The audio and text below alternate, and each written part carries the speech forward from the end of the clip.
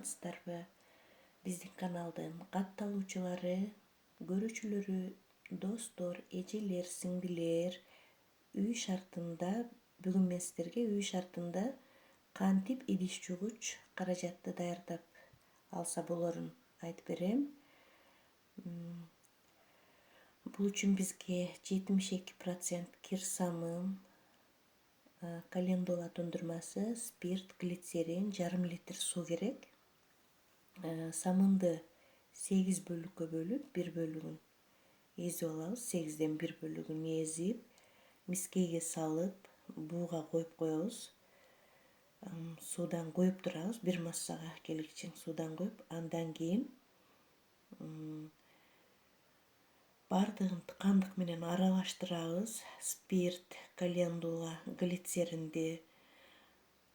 Глицерин 5 чай кашык, спирт, календула тундурмасы 1 аш кашык, медициналык этиловый спирт 4 аш кашык жана дозатору менен бөтөлкө керек баардыгын аралаштырып коюп алып колдоно берсек болот.